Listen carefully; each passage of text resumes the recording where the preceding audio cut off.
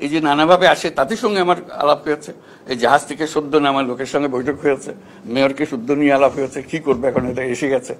তো মেয়র বললো যে ঠিক আছে, এসে যখন গেছে আমাদের দেখতে হলো তাদের গ্রহণ করা, তাদের এখানে সেটেল করা। তো তাদের অ্যাটিচিউড দেখলাম যে এরকম না খুনি জাহাজে ওঠো ফেরত যাও ওরকম বলেনি, ওরকম বলে না তাদের। এটি হলো ভালো লাগে যে এরা সম্মান করে, মানবিকতাটা আছে। তো আমি বললাম যে দেখো এটা এখন তো এখানে আসলো, বলতে এরা এখানে থাকবে না তো। আমি বলছি কেন, বলে তাদের ডেস্টিনেশন হলো অন্যদিকে, আর উত্তরে যাবে, উত্তরে যেতে যেতে কদ্দূর যাবে সেটা তারা জানে, কিন্তু এখানে বেশি দিন থাকে না। আপনাদের বা আমাদের সবার মনে একটা কনফিউশন কাজ করতেছিল যে ইতালিতে যখন আমাদের প্রধান উপদেষ্টা ডক্টর মোহাম্মদ ইউনূস গিয়েছেন, তখন কিন্তু আমরা একটা হতাশা ভুগতেছিলাম যে তিনি তো এর আগে অনেক বৈঠক করেছেন, আমাদের হয়তো বা আমাদের বিষয়ে কোনো সঠিক কোনো পদক্ষেপ নেবেন না। তবে আশার বাণী যে এই যে ইতালিতে যে মেয়র রয়েছেন তার সাথে কিন্তু আমাদের প্রধান উপদেষ্টা একটা বৈঠক হয়েছে।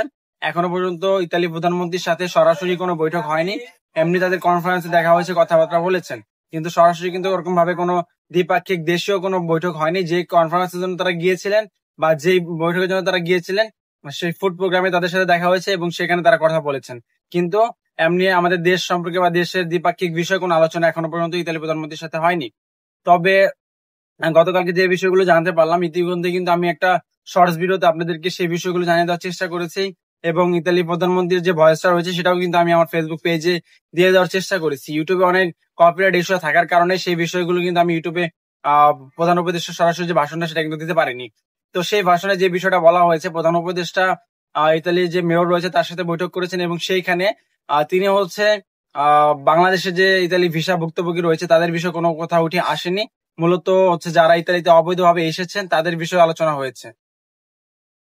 বর্তমানে যারা বাংলাদেশ থেকে অবৈধভাবে ইতালিতে প্রবেশ করতেছে তাদের বিষয়গুলো নিয়ে মূলত আলোচনা হয়েছে। তারা ইতালিতে যাওয়ার পর অনেক ক্ষেত্রে হতাশায় ভুগতেছে, ডকুমেন্ট পাচ্ছে না, বৈধতা পাচ্ছে না, তাদের যাতে সেখানে রাখা হয় এবং সমাধান করে তাদের যাতে একটা কাজের ব্যবস্থা করা হয় সেই বিষয়গুলো সম্পর্কে, বা যাতে দ্রুত তাদেরকে বৈধ দেওয়া হয় সেই বিষয়গুলো নিয়েই আলোচনা হয়েছে। তো ইতালির মেয়র যে বিষয়টা ক্লিয়ার করেছেন সেটা হচ্ছে তিনি বলেছেন যে বাঙালিরা এখানে আসলে সাথে সাথে তাদেরকে ডকুমেন্ট দেওয়া হয় না, তবে তারা যদি দীর্ঘস্থায়ী থাকে সেক্ষেত্রে ধাপে ধাপে তাদের যাচাই বাছাই করে ডকুমেন্ট দেওয়া হয়। এর মূল কারণ হচ্ছে বাংলাদেশিরা যারা ইতালিতে আসে তারা ইতালিতে বেশি দিন থাকে না, যদি ডকুমেন্ট পেয়ে যায় আসার সাথে সাথে সেক্ষেত্রে তারা আরো উত্তরের দিকে মুভ করে, অর্থাৎ ফিনল্যান্ড, সুইডেন, নরওয়ে ওই সকল কান্ট্রিগুলোতে বাল্টিক অঞ্চলের দিকে মুভ করার চেষ্টা করে। সেদিকে যেহেতু বেতন আরো বেশি তো তারা ওই দিকে চলে যায়, সেজন্য তাদেরকে ডকুমেন্ট খুব সহজে দেওয়া হয় না, আরো ধীর গতিতে একসময় তাদেরকে ডকুমেন্ট দেওয়া হয়। এছাড়া অনেক বাংলাদেশি বাংলাদেশ থেকে এসে ইতালিতে বর্তমানে হচ্ছে নাগরিকত্ব নিয়েছে এবং এখানকার কাউন্সিলর পদে অনেকেই ইতিমধ্যে জয়েন হয়েছে, সেই বিষয়গুলো তুলে ধরা হয়েছে। তো যারা ভাবতেছিলেন যে ডক্টর মোহাম্মদ ইউনূস আমাদের বিষয়গুলো নিয়ে হচ্ছে পদক্ষেপ নিচ্ছেন না বা কার্যকরী ভূমিকা পালন করতেছেন না, দেখেন আমি আগেও বলেছি এখনো বলতেছি যে আমরা যারা 2023 এবং 2024 ভুক্তভোগী রয়েছে আমাদের বিষয়ে কোনো সমাধান আসবেন না যদি আমাদের বিষয়ে কোনো আলোচনা হয়েও থাকে, তারপরও সেটা কোনো সুফল আমরা দেখতে পাবো না। আমাদেরকে এরকম ভাবেই 2-3 মাসের মধ্যে আমাদের এগুলো যাচাই বাছাই করে ভিসা ক্যান্সেল করে ভিসা দিয়ে এভাবে তারা এগুলো ক্লিয়ার করবে। এটা নিয়ে ডক্টর মোহাম্মদ ইউনূস যতই বলুক, যতই অনুরোধ করুক, কোনো লাভ হবে না এবং তিনি এই বিষয়ে বলবেনও না। ইতিমধ্যে তিনি এই আগে বর্তমান যে ভুক্তভোগী তাদের বিষয়ে কোনো আলোচনা কিন্তু এখনো পর্যন্ত আমি শুনিনি বা আমি জানতে পারিনি। তো সেটাই বললাম আপনাদেরকে, যারা ইতালিতে আছে তাদের বিষয়গুলো নিয়ে সুফল এসেছে বা আলোচনা হয়েছে, তবে যারা বর্তমানে ভোগান্তির শিকার হচ্ছে বাংলাদেশ থেকে ভিসা জটিলতার কারণে তারা কিন্তু এখনো কোনো সুফল পাচ্ছে না।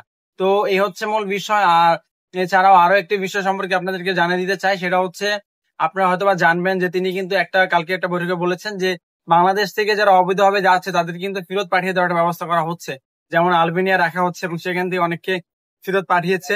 তো সেটাই ডক্টর মোহাম্মদ ইউনূস বলেছেন যে যারা বাংলাদেশ থেকে যাচ্ছে তাদের অবৈধভাবে যদি কেউ প্রবেশ করে থাকে তাদেরকে যদি ইতালি সরকার পাঠিয়েই দেয় তবে এরকম ভাবে পাঠানো হোক যাতে সেই একজন অবৈধ শ্রমিক বা অবৈধ মানুষ বিপরীতে একজন বৈধ শ্রমিক ইতালি সরকার বাংলাদেশ থেকে নিয়ে থাকে, অর্থাৎ বাংলাদেশ এবং ইতালি দ্বিপাক্ষিক একটা বৈঠকের মাধ্যমে তারা যে দুই দেশই সফল হয় এবং দুই দেশে কার্যকরী ভূমিকা পালন করতে পারে সেই বিষয়টা তুলে ধরা হয়েছে। ইতালিতে এখনো পর্যন্ত প্রচুর পরিমাণে ওয়ার্কার দরকার, প্রচুর পরিমাণ কর্মসংস্থান রয়েছে ইতালিতে, তবে সঠিক মাধ্যমের অভাবে সেইগুলো কাজে লাগাতে পারতেছে না ইতালি সরকার এবং অবৈধ শ্রমিক গুলোকে ইতালি পছন্দ করতেছে না। অবৈধ তারা চাচ্ছে বৈধভাবে আসুক, কিন্তু অবৈধভাবে এই বিষয়টাকে তারা পছন্দ করতেছে না। আর বৈধভাবে যে আসবে, বৈধভাবে আসার জন্য তো একটা বৈধ সহজ একটা মাধ্যম দরকার হয়।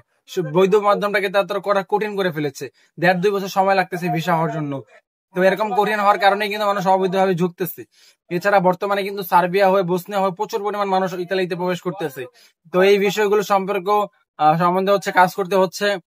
তো আশা করি আমাদের যে বৈধভাবে ইতালি প্রবেশের সুযোগটা সেটা আরো সহজলভ্য হবে এবং বাংলাদেশ থেকে প্রচুর পরিমাণ মানুষ বৈধভাবে ইতালি যেতে পারবে।